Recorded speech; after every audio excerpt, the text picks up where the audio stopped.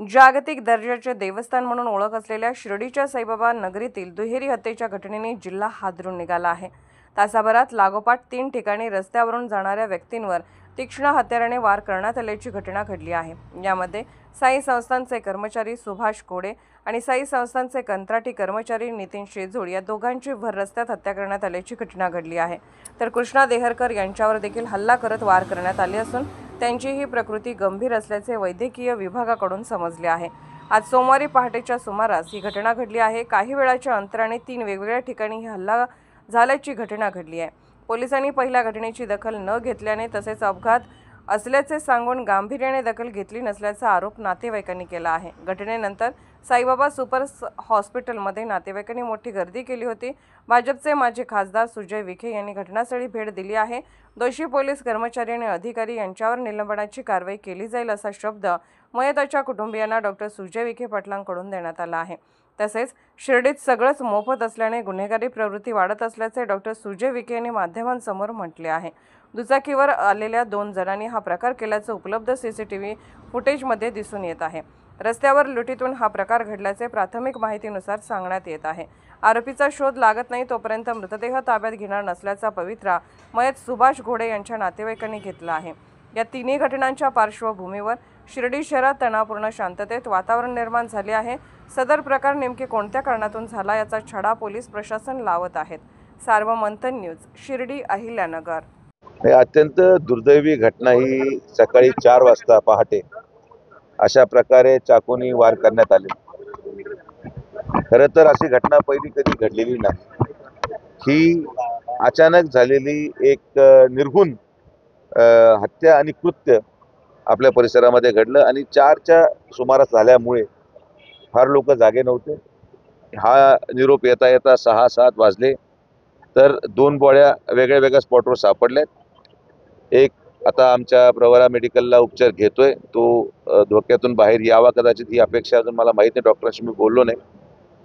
पण हे जे 2 लोक सीसीटीव्हीवर दिसतात त्या पद्धतीने हे कृत्य झालेलं आहे। आणि परत एकदा तोच मुद्दा ऐरणीवर आला जो मी माझ्या वक्तव्याने बोललो की शिर्डीमध्ये हे जे मोफत अन्नछत्र यामुळे वाढती गुन्हेगारी आणि यामुळे हे जे बाहेरचे लोक आलेले असावेत रोजगाराच्या माध्यमातून किंवा या सगळ्या प्रक्रियेच्या माध्यमातून जे शिर्डी मोफत करून ठेवलेली आहे त्याच्या माध्यमातून आजचा हा दिवस यावा ही दुर्दैवी बाब आहे। आणि ही आमची मागणी आज त्या ठिकाणी कदाचित महाराष्ट्राला कळेल की आम्ही जे बोललो होतो ते कोणत्या उद्देशाने बोललो होतो। पण मला असं वाटतं की आज त्यावर राजकारण नको। जे घडलं ते दुर्दैवी आहे। दोन्हीही मुलं हे आम्ही शोधू राहिलो आणि हे कुठल्याही प्लांट मर्डर नाही, रॅन्डम नशामध्ये धूत असलेले हे व्हाईटनरचा जो नशा करतात त्याच्यामध्ये धूत असलेले हे मुलं असावे। कारण की रस्त्या चालता 3 वेगळ्या वेगळ्या लोकेशनला जो सापडला त्याला मारून त्याच्या खिशातून पैसे काढण्याचं जे कृत्य झालेलं आहे यामध्ये मला वाटत नाही की कुठलं याला जाती किंवा धर्माचा रंग असेल।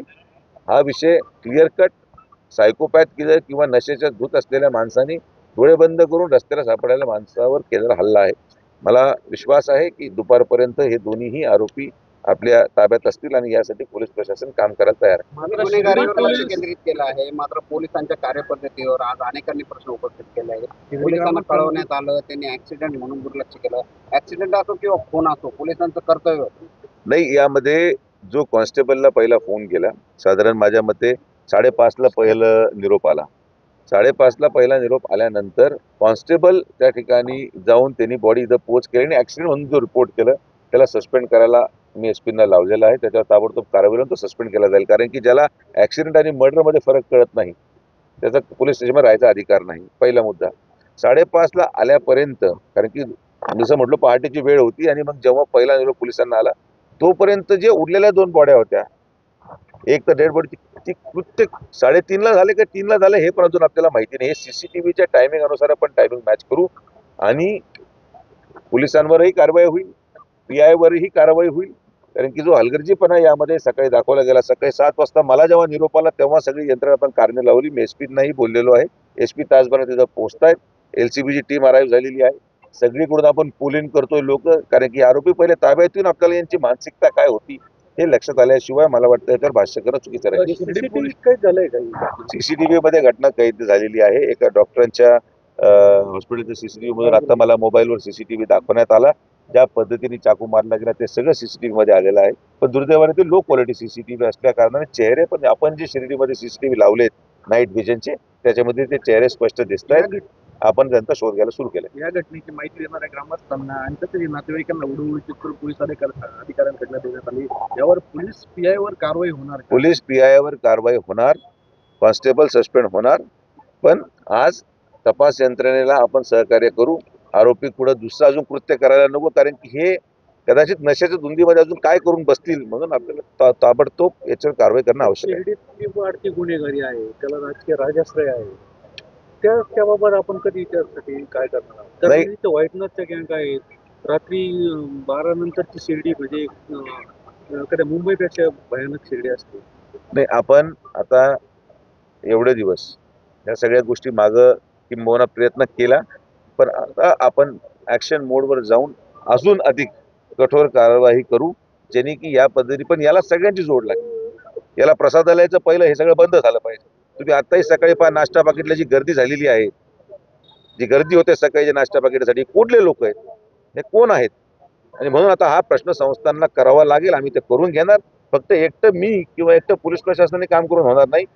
लोकांना इथं येण्याचं आणि बाहेरचे लोक इथं येऊन गुन्हेगारी करायचं कारण काय, याच्या मागं पण खोलवर आपण गेलं पाहिजे. पण जसं मी म्हटलो, आज ती राजकारणाची वेळ नाही. आम्हाला विनंती आहे सगळ्या आमच्या पत्रकार बांधवांना की आम्हाला आमचं काम आज आपण करू द्यावं. आरोपी निश्चित झाल्यावर आपल्याला परत आम्ही संपर्क करू. साहेबांची शिर्डी ही आंतरराष्ट्रीय देवस्थान आहे. या ठिकाणी ग्रुप जे आहे ते गुन्हेगारी कडे वाटत दिसत आहे आणि पोलीस प्रशासन ते कमकुवत असल्याचं वाटतंय. यामध्ये दुर्दैवाने ही गोष्ट पण आपण समजून घ्यावी की एक पोलीस स्टेशनवर प्रोटोकॉलचाही लोड आहे. हे आंतरराष्ट्रीय पर्यटन स्थळ असल्यामुळे इथं रोज कोणी ना कोणीतरी मंत्री, माननीय कोणी न्यायाधीश असतील किंवा अनेक VIP लोक येत असल्यामुळे एकच पोलीस स्टेशन, त्याच्यावर क्राईम आणि प्रोटोकॉल. म्हणून आम्ही गेल्या 3 वर्षापासून हा विषय मांडला होता की प्रोटोकॉल संदर्भात सेपरेट पोलीस स्टेशन आणि सेपरेट कॉन्स्टेबल गाड्या देण्यात याव्या. पण आता ती मागणी 1 आठवड्यात आम्ही माननीय मुख्यमंत्री आणि गृहमंत्र्यांकडे मांडून मंजूर करून घेऊ. हे अनेक वर्षाची मागणी होती, पण आता ती आज पूर्ण होईल. आता आम्ही लवकर ताबडतोब त्या मागे लागणार आहोत.